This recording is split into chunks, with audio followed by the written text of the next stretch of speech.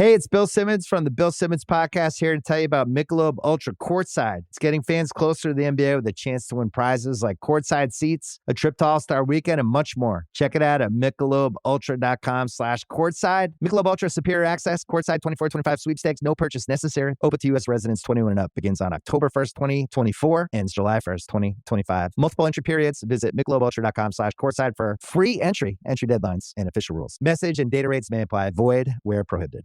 At T-Mobile, our critical mission is providing unparalleled 5G coverage for when connectivity is mission critical. Introducing T-Priority, America's best 5G network experience for first responders, even in times of congestion. More capacity, faster speeds, better coverage. T-Priority from T-Mobile, built for tomorrow's emergencies, ready today. Discover more at t-priority.com. For qualifying organizations on eligible rate plans, coverage not available in some areas and may be impacted by emergencies. This podcast contains adult themes and language, and some of the things that we discuss may be disturbing to some listeners. In this podcast, we discuss sexual assault, torture, race, and murder. Listener discretion is advised. Please take care of yourself.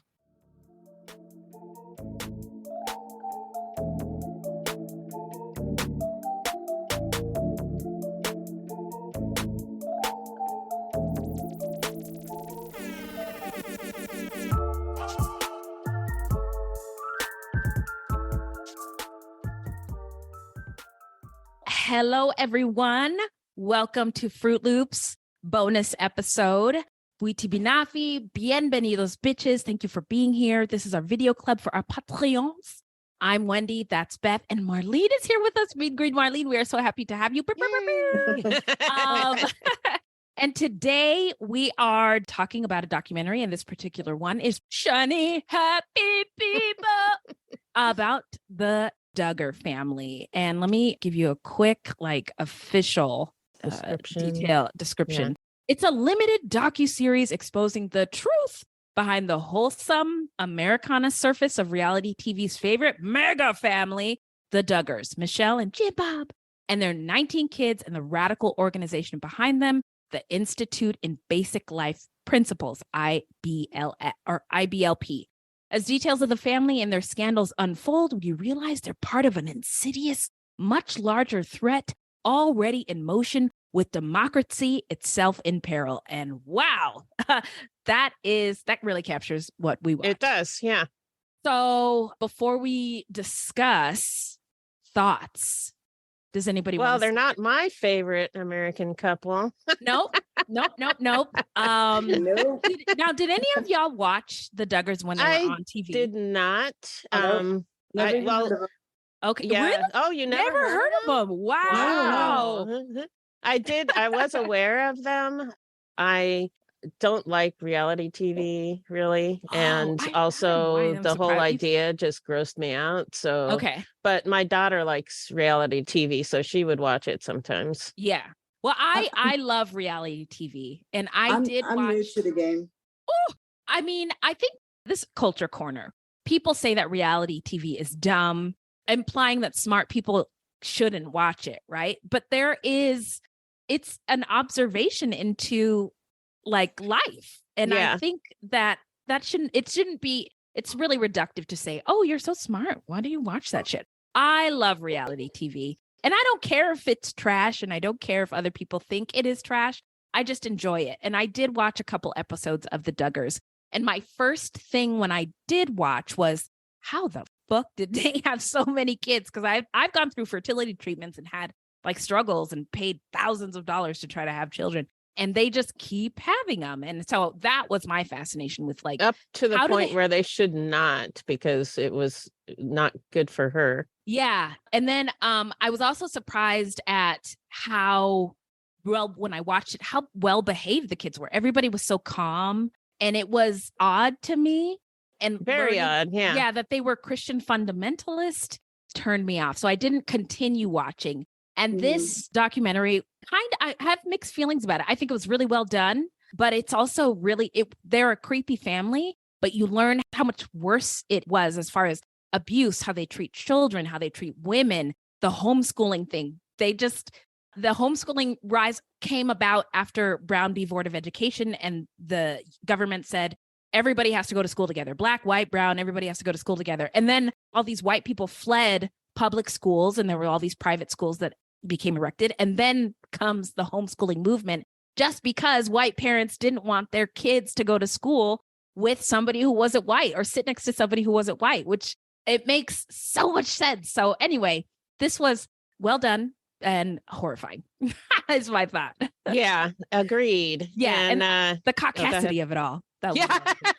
another thing. Yeah, so it totally gave Handmaid's Tale vibes for sure. And I remember reading The Handmaid's Tale way back in the 80s. And Margaret Atwood, she knew it was happening, I guess. Did she grow up in a fundamentalist I don't think environment at all? No, Okay. I don't think so. Okay.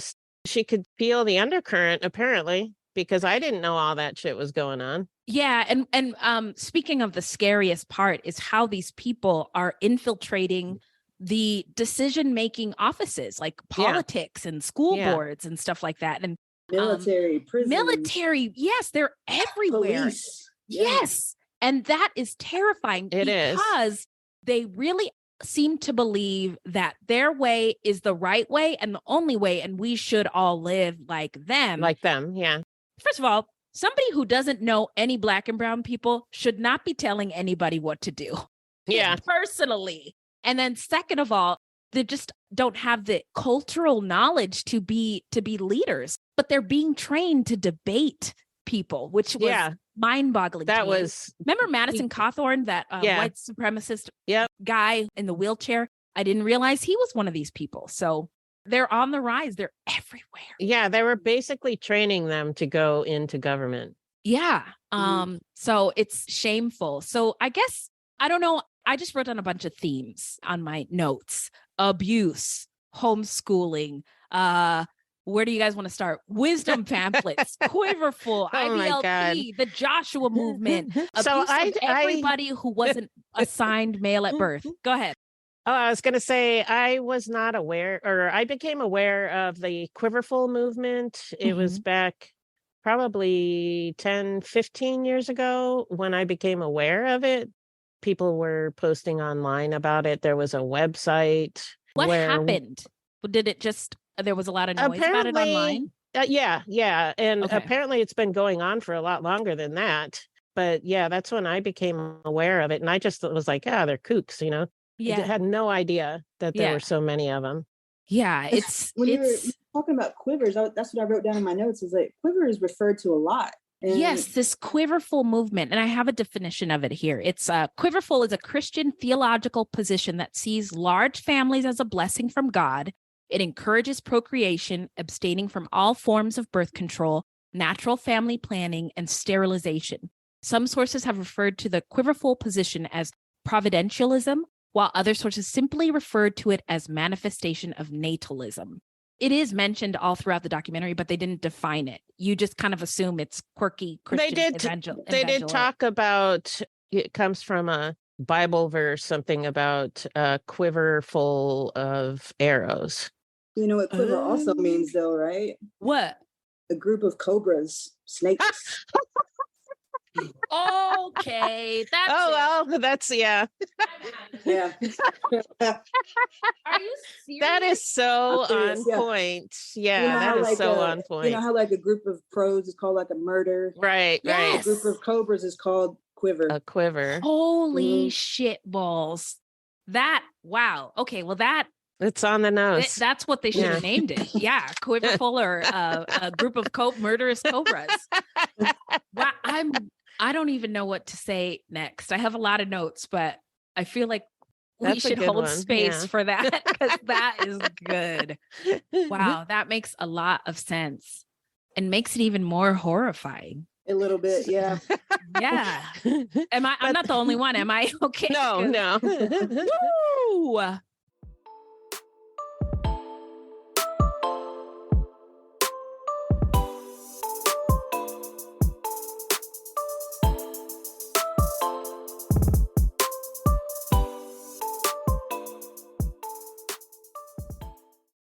This message comes from Greenlight. Ready to start talking to your kids about financial literacy? Meet Greenlight, the debit card and money app that teaches kids and teens how to earn, save, spend wisely, and invest with your guardrails in place. With Greenlight, you can send money to kids quickly, set up chores, automate allowance, and keep an eye on your kids' spending with real-time notifications. Join millions of parents and kids building healthy financial habits together on Greenlight. Get started risk-free at greenlight.com/Spotify.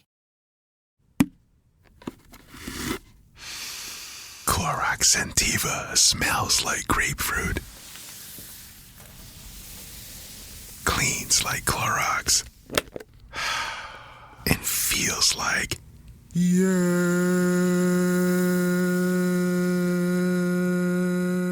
Okay, we could be here all day. Try Clorox Sentiva for a trusted clean with long-lasting freshness. Also available in lavender and coconut. Use as directed. Oh, But the quiver full of arrows, that disturbs me too, because they're talking about shooting arrows, and these are their children. And what really struck me throughout the whole thing was how little they think about their children as human beings. Mhm. They're just tools. Yes. Women too. Women Anybody are who's not breeders. assigned male at birth is Yeah. a tool. And I think they mentioned that in one of the episodes, that child is never defined in the religion. And so women are treated like children as well. Right. Everybody who's not assigned male at birth has to be obedient, meek, quiet, peaceful, or they get the shit beat out of them. And that spanking demonstration on the stage, That was really remember that? disturbing. That was creepy. And then the little boy had to give a hug in front Yeah, of and everyone. then it wasn't good enough. What so he happened? spanked him some more? Where Yeah. is that child? And is he okay? I was one thing I wondered. I'm sure he's not okay. Nobody, I feel like nobody in this documentary was. And shout out to the Duggar girls who were willing to sort of talk. speak about their abuse. You could tell the one who was on the couch with her husband, who was pretty Jill. prominent in the doc. Yes, there were times throughout the doc where she was really uncomfortable. And she didn't spoke up want to anyway. talk about it. Yeah, there were a lot of things that she didn't want to talk about, but shout out But to she her did it anyway. Yeah, anyway. for being brave enough to be a voice for her sisters, and then also all the other women in the movement, or this, I don't know if it's called a movement, but in this religion or culty life who don't have a voice. So I thought that was really rad. Hi, Hey, Minnie. Oh, I can't hear you. Can you hear me There now? you are. Yeah. Yep. Yeah, it's every time. Just every time. You have to unmute. Yucks. Well, I'm Minnie, not good at this. you're with us now. I am. Before we go too much further into it, did you watch this Shiny Happy People documentary? Yeah, I'd actually watched it a couple months ago with Antonio, and I had planned to rewatch it, but then those plans went by the wayside, so I did not rewatch it, but I did watch it a couple months ago. Okay, well, we're going to jog your memory. Chime in anytime. We're a small group. For anybody listening who's like, I'm wondering if I should join the video club. Like, there's no judgment here. This is a safe space. I am going to try not to talk over anybody. And this is, again, I want to stress that this is a safe space. So all are welcome. And you can just come in and hang out. You don't have to talk. You don't have to turn on your camera or anything. We love it if you do, but you don't have to. We're just talking about what we saw. That's all. We did it. You know what else was really crazy? That porn monitoring website. Oh, yeah. Covenant Eyes. What was that? Covenant Eyes. And Josh Duggar. Okay, so we're led to believe, the public was led to believe for 7 seasons that the Duggar family was this wholesome, wonderful family. But I guess we all suspected there was something weird about them. But then the allegations come out about their son the first time, and they sent him to like summer camp and call it therapy. They sent him to go build houses. But the show was still gaining traction at the time.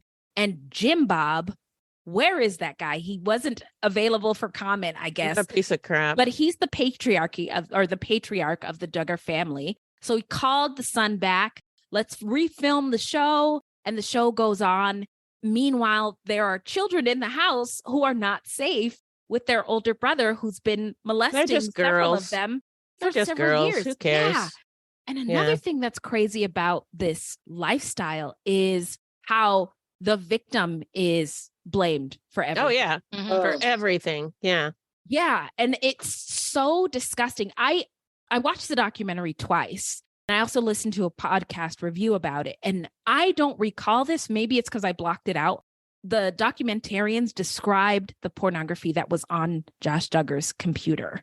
Oh, I don't think they described it in detail in the documentary. They just said one of the police officers, I think, said that it was the worst that he'd ever seen.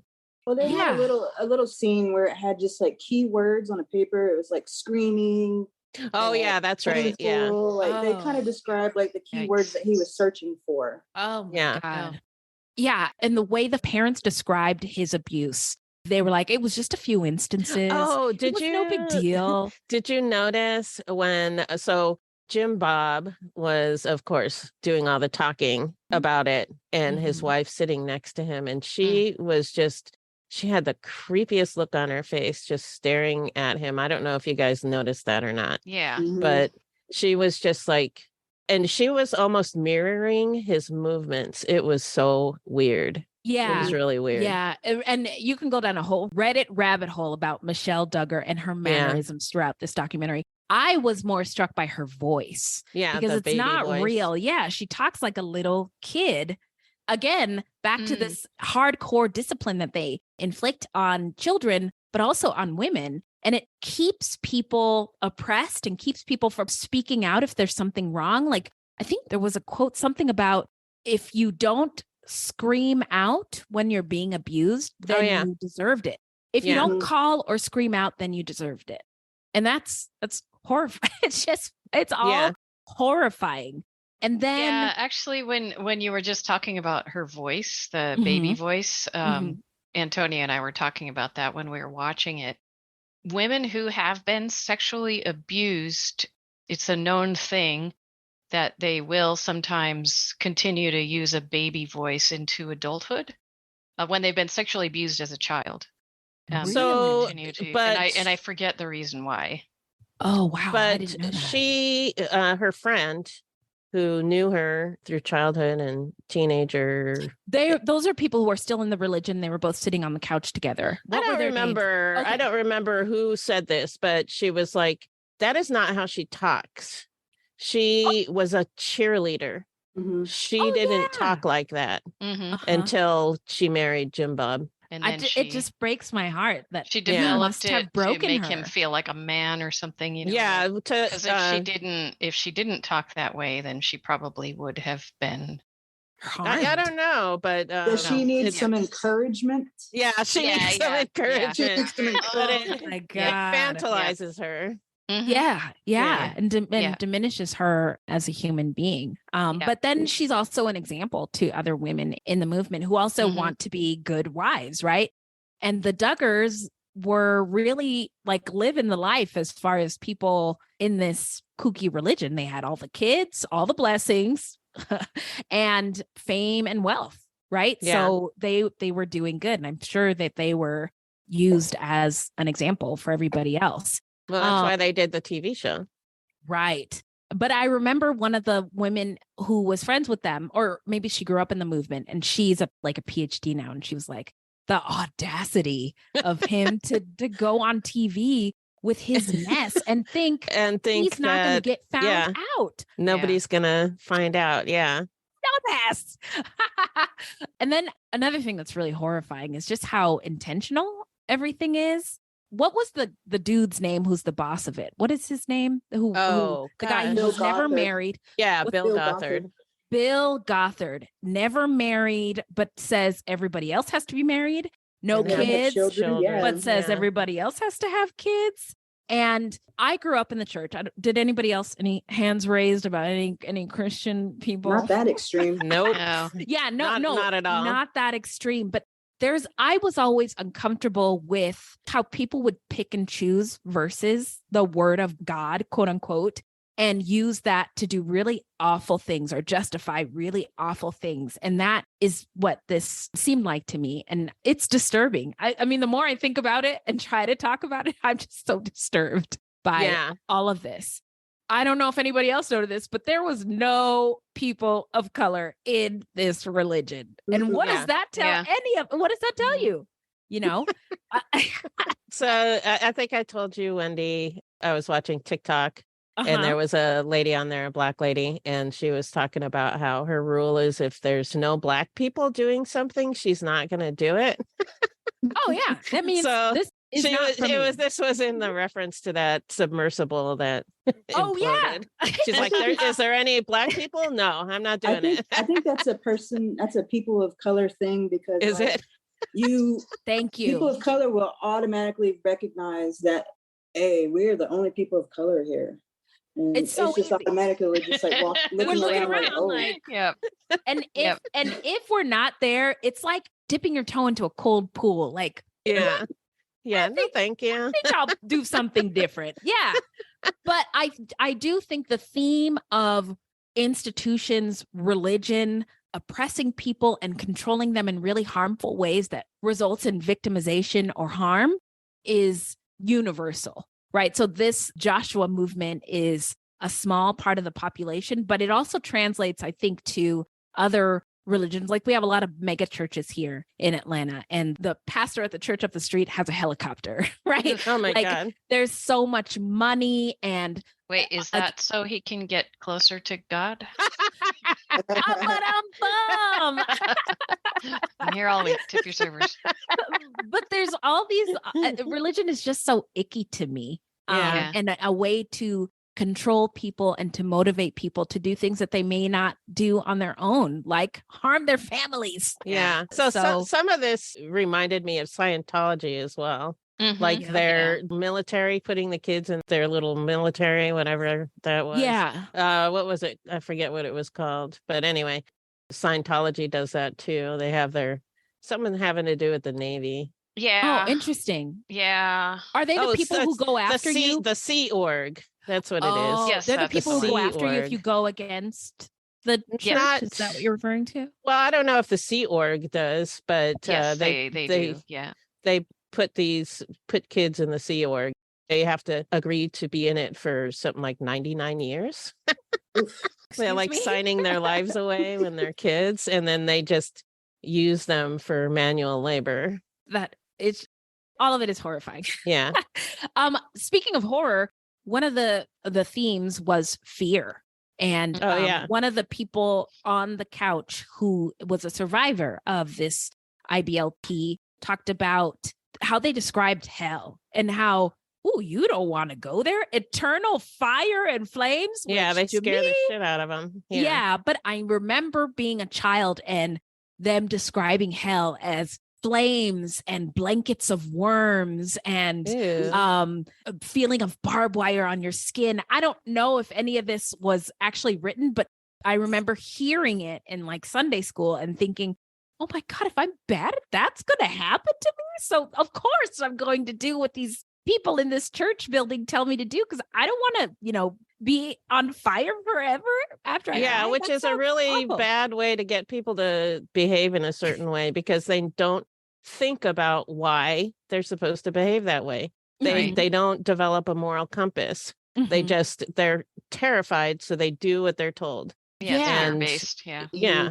And when you do it at a young age, and when you do it to children, and then continue to systematically do it over years and over this, like, there's the education or lack thereof within this IBLP Duggar movement, right? And that was one of my questions, like, how do they get all these kids to school? They homeschool them, and they give them these wisdom packets, and they have to read the same ones every year. Yeah. And they don't learn about math education or history. Yeah, it's nothing. But I'm wondering what you guys thought about this, is if they are not educating them, how is it that they expect them to enter the halls of government and have any impact? Well, you see the people who are in the government now.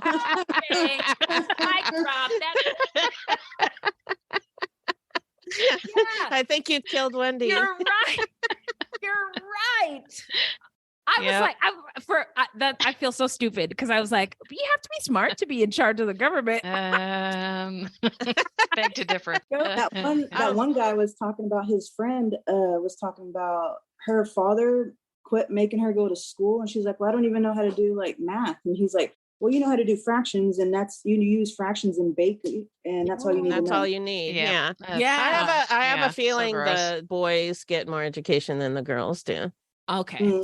You're probably 100% right. That makes sense. Yeah, I'm not a fan of homeschooling because there's not enough oversight as to whether or not they're actually being educated. That's a really good point. A lot of kids fall through the cracks. You can have, they don't have interactions with those people who are first reporters. Exactly. So teachers who would have to report if something was going wrong, or a coach if something didn't seem right. And one of the podcasts I listened to, No Girls on the Internet, interviewed somebody who watched this documentary.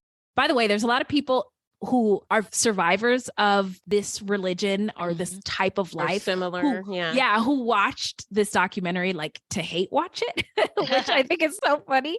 But she was a survivor, and she was talking about how isolating homeschooling can be. And a solution to help protect those kids is make public resources more accessible to them. Because when you say, I'm going to homeschool my kids for religious purposes, then you're like cut off from teachers, social workers, et cetera, and activities. But if those were available, so you could have a homeschool kid who also plays sports with the kids who go to the public school. So they still have that interaction, that might be a way to help protect those kids and give them a connection to the outside world and a different adult who can observe and see if something might be wrong and report, inquire, help.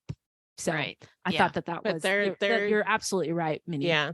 So the people who homeschool who would benefit or who would take advantage of that kind of thing, there are homeschool programs that they can join where they meet up with the other kids, go on field trips, do all kinds of stuff. But the people who are abusing their kids and using homeschooling to cover it up are not going to. Yeah. They're not going to do that stuff. Yeah, you're right. Like I think of, remember the Hart family? Yeah. The lesbian moms who, they were under investigation, and then they drove their minivan off a cliff. Yeah. So you're right. There are really, really horrifying examples of this going way, way, way wrong. And there's probably a lot of people who've been homeschooled who had wonderful experience, but then there's the in-between. And there's different levels and degrees of harm in between. And that's what I think this documentary highlighted is there's a lot of in between, a lot of gray area, and a lot of harm that can happen in the middle.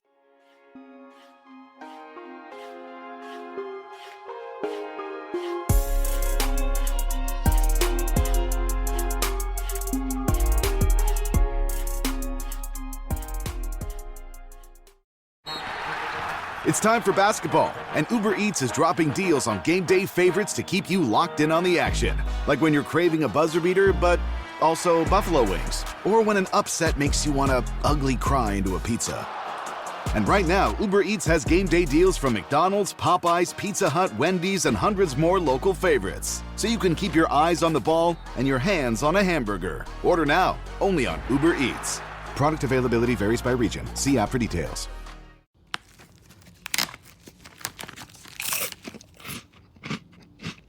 Uh-oh, the last cookie. You can get a new box of cookies in as fast as an hour with Walmart Express Delivery. Are you my guilty self-conscience? No, I'm the voice offering you promo code EXPRESS for free delivery on your first order. Hey, who ate my cookies? You mean these cookies? Order now. Welcome to your Walmart. Promotion valid for first express delivery order. $50 minimum subject to availability. Restrictions apply. Yeah, don't get me wrong. I mean, there are homeschoolers who do an excellent job, and their children are very well educated, and they do a fantastic job of doing that. It's just that it's a way for people who are abusive to hide their abuse. Right. Yeah. The ones who aren't doing it well. Right. Because there's a lot of not well. And there's, I don't know, Marlene, maybe you can speak to what's happening with Indigenous Americans. And I don't want to say that we're all monoliths, right? But at least Black parents, especially since COVID, there has been a spike in the number of Black parents who are homeschooling their kids. And if that bullshit that's going on in Florida about them trying to teach that slavery gave enslaved people skills to use in their regular lives, that's going in the curriculum. But there's a lot of fuckery going on in education. And that was very apparent during 2020 when we were going through the racial reckoning and COVID and virtual school. So a lot of Black people have turned to homeschooling their children to avoid all these pitfalls that we're finding in our education system, this resistance against the truth and stuff like that. But you are at a disadvantage if you sign up for homeschool because the materials that they offer are very white materials. So you're kind of on your own. If you did want to provide a robust education to your children, you still have to find all these other resources on your own. So, you know, homeschooling isn't a solution.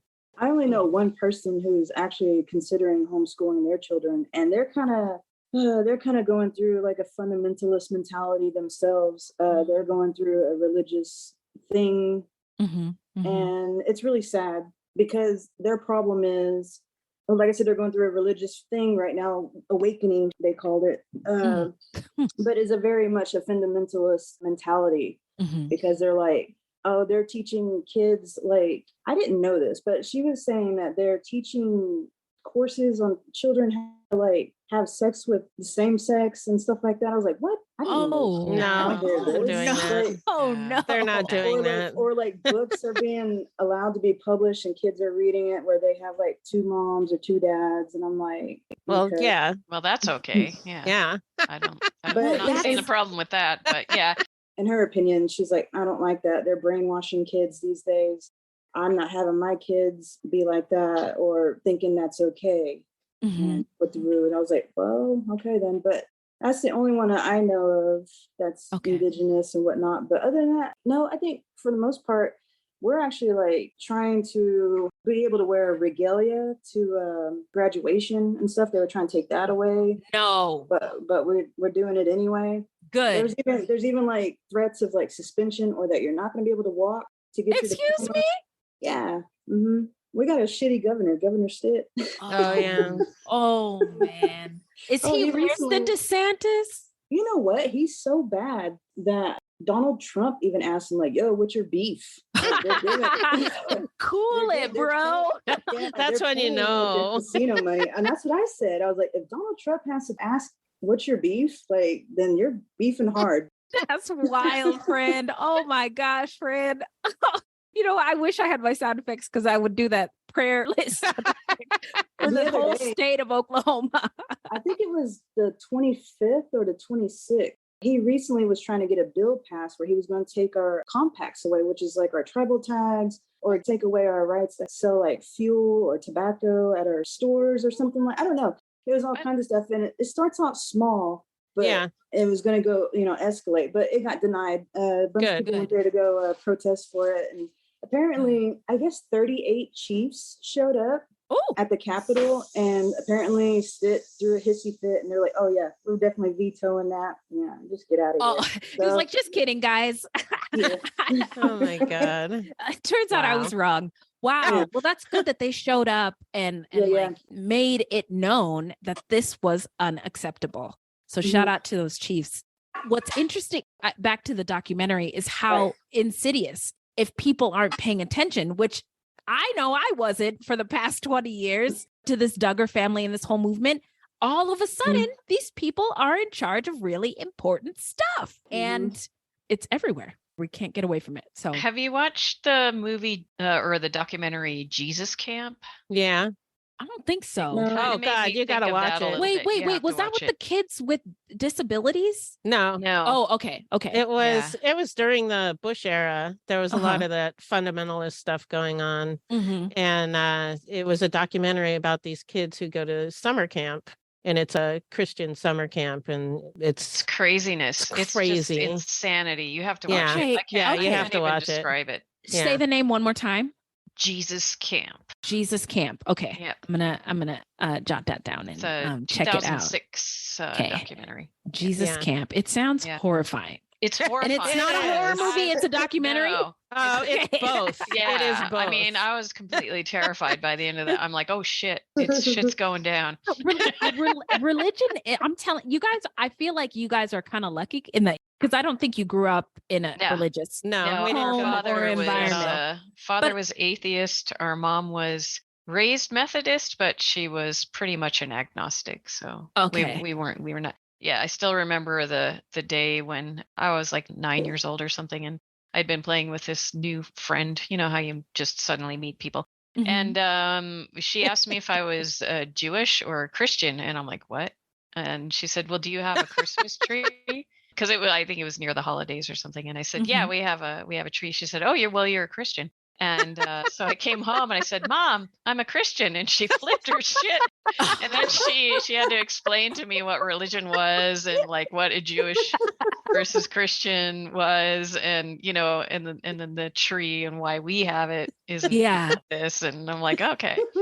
Yeah. So we weren't really taught anything about it. Okay, well, consider yourselves lucky. I do. I do. Yeah. Because, I mean, there were so many things growing up, like, you can't listen to that music. That's the devil. So that's another thing I wanted to talk about was how suppressed they were. Yeah. They had to suppress everything. Yeah. And how that turns into that sexual abuse. Yeah, absolutely. It's why it's so rampant in churches. Yeah. Yeah. How do you all feel about the comparison with this movement, the IBLP and the Quiverful movement, and also the abuse that exists within, the Catholic Church that's been reported and documented and apologized for by, can't remember who. So a lot of the abuse is being perpetrated by priests, right? Mm-hmm. And they're supposed to be celibate. Yeah. And so they're obviously repressing their sexual drive. And so, yeah. Mm-hmm. We're all just mammals. Like it's in our nature to be. It's normal. Yeah, it's normal. You guys. Sexuality is natural. Yeah. There shouldn't be any shame involved with feeling sexual. Yeah. Right. I couldn't agree more. And I'm just wondering, how do you? I mean, there's a way to do that in a healthy, a way that gives people, dignity and doesn't make people feel shame.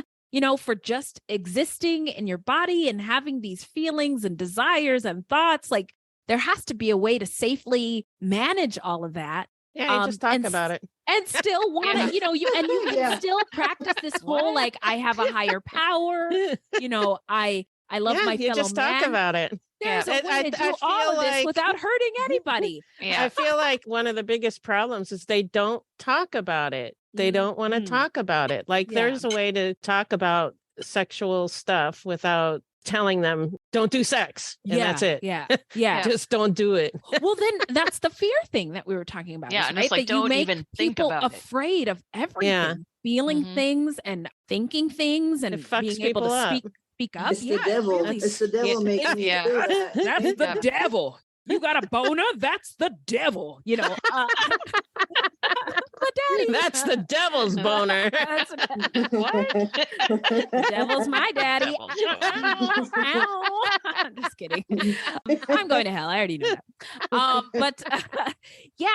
I think fear is a really prominent theme in this whole series. Yeah. And then when religion, period. Yeah. Absolutely. Yes. And when you cut to them infiltrating the halls of government and our, city councils and school boards, they're inflicting fear on other people listening to them. And that's why all this bullshit is continuing and why people like Tucker Carlson he doesn't have a show anymore. He's on Twitter. But, Fox News can do all their business. Even MSNBC does a lot of fear, gets people riled up and is motivating. And so, I mean, no wonder when you analyze it, but again, this whole thing was happening. I'd never heard of the Joshua movement until I didn't either. I didn't know about the Joshua movement. And how think about that lawyer talking about it? Who I don't know if he was reformed or not, but he was. Was he a snack? He was a snack. Yeah. Yeah. he wouldn't know what to do with himself. But I kept thinking during Well, they're very focused on gender roles, you know, and so the women do baking, cleaning, whatever, you know. And all I kept thinking is, what would it be like to be gay in that family? It'd be horrible. Or, you know, even as a straight person, not fitting into your specific gender role, you know, like, and one of those have kids to has got to be yourself gay. off. Absolutely. They got to. 19 kids. One of them has to be gay. Yep. Yes. And you can, like, none of them can actually be themselves, you know? Yeah. Like, you're just. They don't even know who they are because they got it beaten out of them when they were babies. Beaten out of them, and you can't ask questions. There's that authority system, the authority umbrella, remember? Oh, yeah. Oh, yes, yes. They were heavy on the diagrams. Which was also like almost like a pyramid scheme, too. Yeah, I was thinking that MLM. too. I thought of that too. Yeah. I thought of that too. How many of these people have been involved in Mary Kay? Yeah, so instead of going out and getting new what do you call them, downlines or whatever, you just have some more kids. Those are your downlines. That's your Those are your downline. downline. That's your downline. We need I wish I had my soundboard. Damn you, Zoom. Yeah, that's right. There was a lot of emphasis on creating the Lord's army. Yeah. The Lord's army without any real consideration for the actual people who are being born. You're the just children. soldiers. Yeah. They're it's like just Hitler tools. Or the women who have to Mm-hmm. endure all that comes with birthing. I mean, well, that's what you get for that apple thing. Wow, and raising a million kids, you know, that's and once you have that many kids, you're trapped. There's no, there's no out, especially if you have no education. Right. And that's, I will say I was pleased to see so many survivors who they got to talk and speak on the documentary about how they were now, right? And all they overcame. Like, I love a victory. And it felt victorious to hear them be able to tell their stories, including the sisters who were victimized as well. So yeah, I did like that part where they were just showing like more and more and more of them who were reformed from that life. And it made me hopeful. Yes. I mean, as insidious and evil as this movement and way of life is, there's a lot of people out there who recognize it, who can tell us about it, and we can all talk about it and also do something about it. And who feel strongly enough about how it needs to change because they've had direct experience with it that they are motivated to act. Any other thoughts? I have some discussion questions, but let's do it. You want me to go? Okay, well, go. I asked if you were raised religious. You weren't. Marlene, though, did you say? Oh, no. I mean, well, my family was, but I wasn't really forced to go or whatever. My mother still asks if I could get baptized sometime for her. And I'm like, no, I'm not going to do that. No, thank you. Sorry, Mom. You. When I was a child raised up in the church, my dad was a high up in the AME church. We used to get like rewarded for learning Bible things and doing Christian-y things. So like when I learned all the books of the First Testament and the Second Testament, I got a king-size candy bar for each section. Wow. And so I was motivated. That's motivation. Yeah. Girl, I was studying. I studied so hard. So hard. I want that candy bar. Yeah. But there's this dangling of another shiny object in front of you. And then also on the other hand, you're gonna burn in hell if you don't do it. So it's like, do I take the candy bar or am I gonna burn in hell? Yeah, it's the carrot and the stick from the same hand. Both. Yeah. So I guess that might answer the question: how do people become victims of this terrible ideology? And I think the fear is what keeps people in it and afraid. Fear is like the key in how to manipulate, how to control everything. You install fear into somebody, and they're gonna conform to you. That's how I was raised, though, like raised with fear instead of nurturing and whatnot. So it's just, I don't know. Oh yeah. How many times did you get your ass beat with the shoe? All the time. Extension cord. Anything. Yeah. Fun times. I wrote something about that. The rod of reproof. When we were talking about the encouragement. Yes. Spare the rod, spoil the child. And people read that literally and think you need an actual rod to punish somebody. And they would use glue sticks too. Oh, yes. That's got to be so painful. Yeah. Say more about that, Marlene. What were you? I'm sorry to cut you off. Oh, no. I was like, you know how it's all about authority and control. I got a quote from Gothard right here. It says, "The way to be free is to learn the wishes of your authority." Your authority is either going to be your husband, your father, the preacher, God, and whatever they say. It says, the way to be free is to learn the wishes of your authority. The way to be free. That is so just fucked do up. what they want. Yeah. And then you'll be free. So in the concentration camps, they used to put Arbeit macht frei, which means work makes you free. Right. So that is Oklahoma's state motto is labor conquers all. Oh my God. Oh my God. Yikes. That's wow. I'm out of here. I hate this place. So the aliens are here, so maybe we can get a ride. Earth is ghetto. I want to leave. Please beat me up. I will tell the aliens everything about all the fucked up shit white people have done. Yeah. Just give me a free meal. I will sing like a canary. I will tell everything. There's a native meme going around saying, "Hey, aliens, whatever you do, don't sign any treaties." God. Oh my God. It's funny because it's horrifically true. Yeah. Oh my God. Yeah. I was talking to my mom today about how, we all have to do some compartmentalizing to survive, right? But particularly Black and Indigenous people and people of color have to do that quite a bit just to wake up in the morning. Yeah.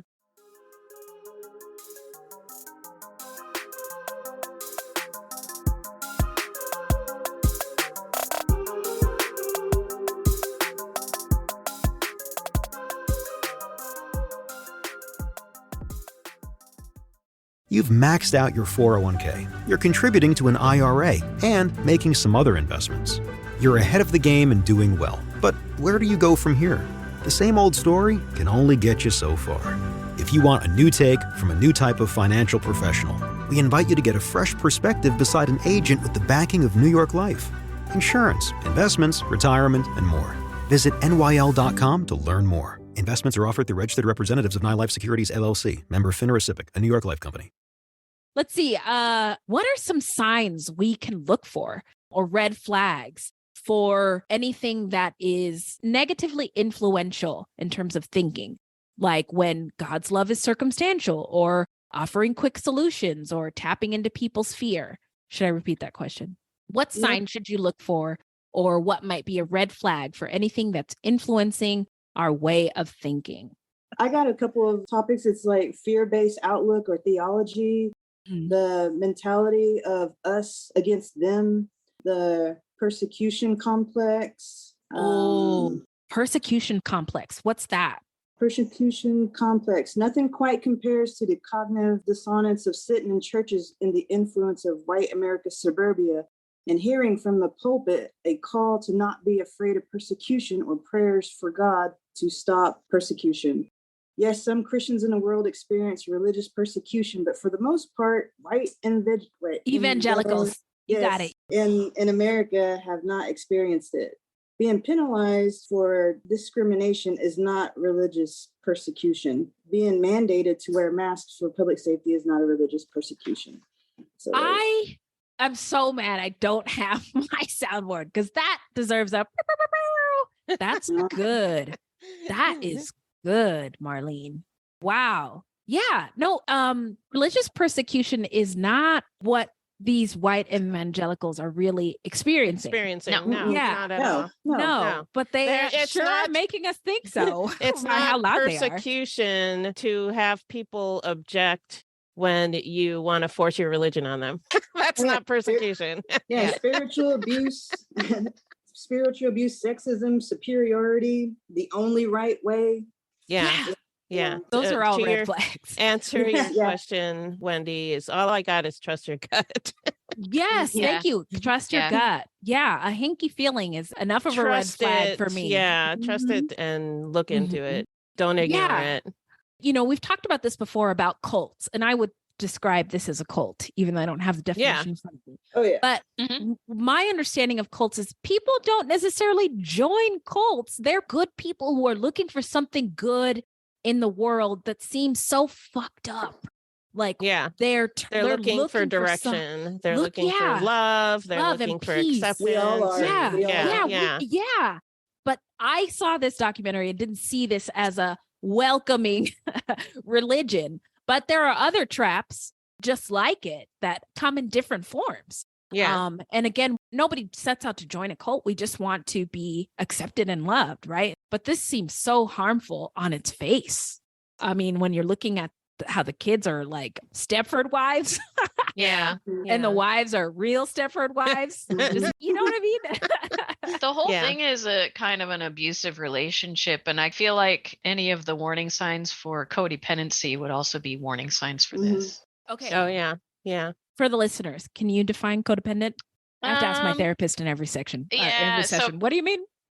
Who's codependent? Codependency is kind of like considering you don't really consider yourself a separate person from your relationship, or in this case, your religion or whatever. And your needs are like, what's more important is the person you're in the relationship with, or, and so if they're sad, that means you must be sad, or, their interests have to be your interests. Yeah. Like you're tied, you're dependent on that. Yeah. You can't person. Really be your own You person. can't differentiate yourself from the other person. Yeah. Yep. Yeah. So in this case, it's the religion also, so like you are part of the religion. The religion is like more important than you. So thinking your boner is the devil is that's codependence. My boner is fine. It's okay to have a boner. Your own individual it's boner. Normal. None of this gave me a boner. So yeah. I agree with you there, Marlene. So I guess biggest takeaways from this doc, like what are you going to remember? What are your takes? We always do takes at the end of each case. What are your takes? Anybody want to start? I'll say with Michelle, I was like, dang. I was like, you should have let it breathe. Yeah. I know that poor thing. Let it rest. Can you imagine? I mean, episiotomy after episiotomy. That's where they slice you down there to make room for the baby. It was definitely a procedure invented by a man to speed this whole birth thing up. But come on. Yeah. Oh my gosh. Yes. I love that. Yeah. I feel like she's been burned into my brain. Her voice and the idea of her having so many children. Burned into my vagina. Yeah. And I am not 100% sold that she's a consenting adult in all of this. Yes. Yeah. That's Jim Bob. That's how I feel stole everybody's money too. That was one thing. Yeah. That was another gross made thing. out like a rich bandit, and his family received nothing. Your kids are just tools, then they don't need money. They don't need your money. Yeah. It's his money. Apparently so. Yeah. Apparently so. What else? Downline. Yeah, his downline. Oh, that's so awful. The top of the pyramid. Oh my God. Yeah, you're right. So I found this documentary kind of terrifying. Yep. Tell me more about just how determined they are to get into every crack of the government. And it's very Handmaid's Tale. It's terrifying. Yeah. Yeah, you're right. I know, I do too, but I don't want to because there's a show and I really like the show. The show is good. Watch the show. The book was really good. Yeah. So the first season of The Handmaid's Tale is basically the book, and then it goes off. Okay. And but I think Margaret Atwood is involved in the whole series. So yeah. Again, everything that happened in Handmaid's Tale has historical truth. Yeah. Everything they do to the women in that show has been done to women in the world at some point in time. Yep. Which makes it even worse. Yeah. But yeah, it is horrifying. And it's repeatedly horrifying how religion is used as a tool to do horrific, horrible things to other people. I don't get it. It's in the name of a God. It's not good. Glory. It's not good. Nope. Yeah. It's just so many problems are a result of people going nuts with religion. I mean, the Crusades, just being told slavery, what to do and how to behave, and robbing indigenous land. And feeling superior, all that stuff. Yeah. But we've been very clear in this nation about who gets that stuff, right? Jesus, white people, white Christian people. When Jesus wasn't even white. Yeah. Come on, y'all. And Jesus, he would be like hanging out with us, the people who are regular, the people who don't have a lot of that always baffles me how the religion is like, you can't do this, you can't do that, when that's not, at least my impression is that's not how Jesus was.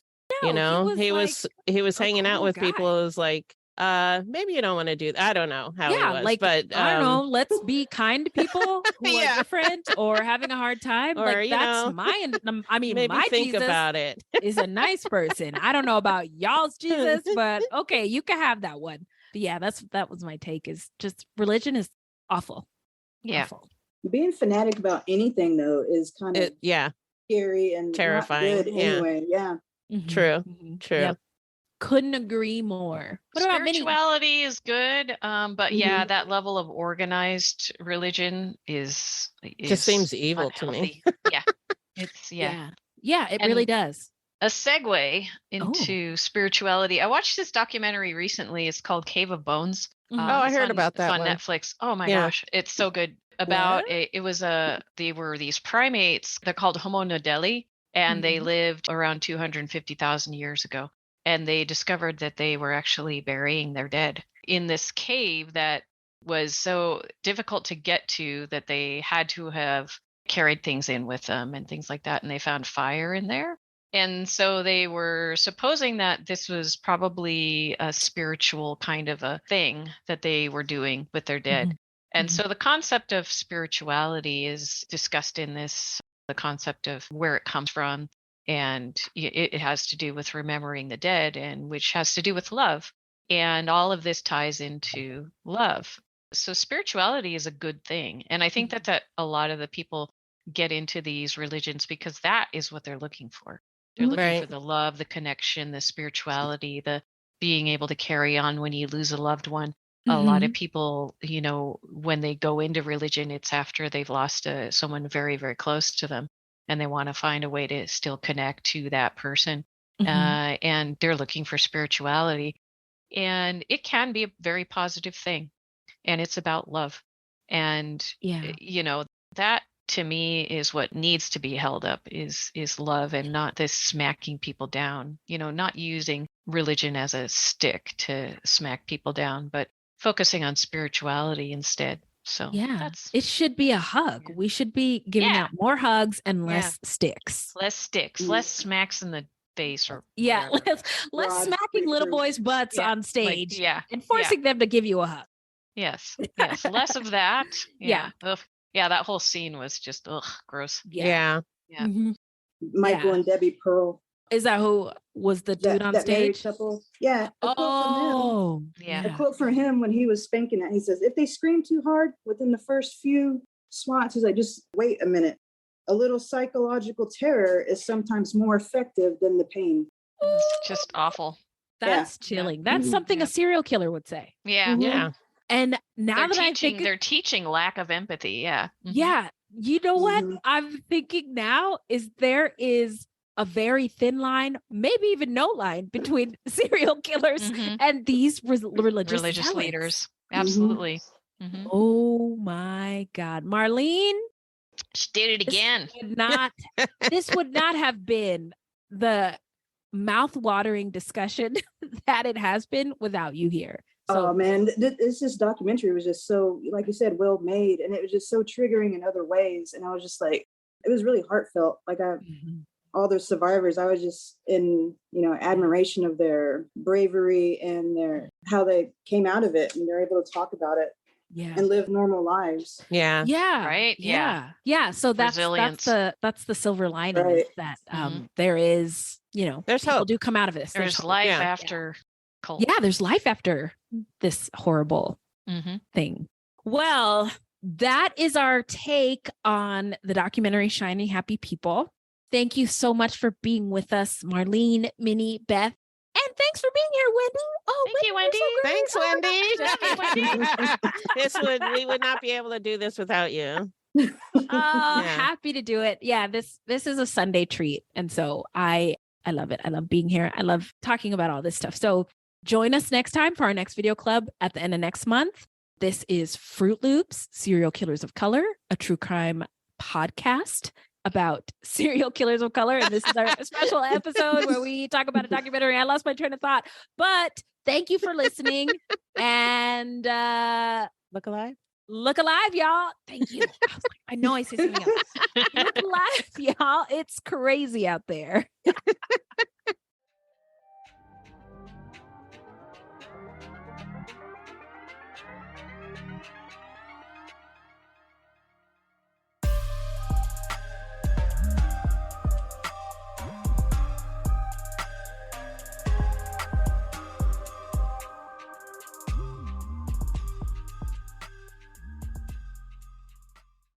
Let me get my notes ready. Shiny, happy people holding hands. Oh, so I was listening to a podcast after watching the show, just searching for other people's thoughts. Yeah. And this one guy didn't know that it was from a song. Oh my God. Oh my. What's the world coming to when we have people on this planet who don't appreciate REM? Quiverful is a Christian. I can't speak today. It's Sunday. Give me a break. So, you know what quiver also means though, right? What? A group of cobras, snakes. Okay. That's yeah. Are you serious? That is so on point. The audacity of him to go on TV with his mess and think he's not going to get found out. Dumbass. We got a shitty governor, Governor Stitt. Oh yeah. Oh man. Is he worse than DeSantis? You know what? He's so bad that Donald Trump even asked him, like, yo, what's your beef? The pastor at the church up the street has a helicopter, right? Oh my God. There's so much money and... Wait, is that so he can get closer to God? You got a boner? That's the devil, you know. Daddy. That's the devil's boner. What? The devil's my daddy. I'm just kidding. That is Oklahoma's state motto is labor conquers all. Oh my God. That's wow. I'm out of here. I hate this place. Saying, hey, aliens, whatever you do, don't sign any treaties. God. Oh my God. It's funny because it's horrifically true. Yeah. There's that authority system, the authority umbrella, which was also almost like a pyramid scheme. Too. Yeah, I was thinking that MLM. too. I thought of that too. Yeah, so instead of going out and getting new downlines or whatever, you just have some more kids. Those are your downlines. That's your downline. Those are your downline. That's your downline. We need. I wish I had my soundboard. Being penalized for discrimination is not religious persecution. Being mandated to wear masks for public safety is not a religious persecution. So I'm so mad I don't have my soundboard because that deserves a. That's good. I had an idea, but then it fell out of my head. Oh boy. Look on the ground, maybe, sir. Maybe. Oh, zing. Look at the sister. All right, y'all. Marlene, Minnie, and Beth. It was so wonderful to see all you. You too. Always to talk to you. All of you. I love you guys so much. Love you too. I I will see you on the internet. And I know there's another episode we have to record for our regular show. Yep. So I'm going to go to sleep and think about it tomorrow. Bye. Okay. All right. Sounds good. Bye. Is the pressure of your wedding day being perfect from sunrise to sunset weighing on your mind? Planning a wedding is stressful, but guess what? We are here to help. On the Bridezilla podcast, we celebrate love and help you plan your wedding day. We're all about keeping it real and having fun every step of the way. So whether you're just starting to plan or counting down the days, we're here to help you stay cool, calm, and collected. We have expert tips and amazing guests like wedding dress designer Haley Page. Let's get this party started and embrace your inner Bridechilla. Listen to Bridechilla wherever you get podcasts or visit us at thebridechilla.com. My name is Bill Huffman, and I am a former Cleveland news producer, and I am now the host of the podcast, Who Killed? I began the show focusing on the unsolved murder of Amy Mihaljevic, and now each week I explore a different case with a focus on some of the victims who don't get the attention they deserve. I have a deep catalog of over 225 episodes, so there is a guarantee there will be something for you. Who Killed is an evergreen podcast, killer podcasts, and slow burn media production. Subscribe today wherever you get your favorite shows.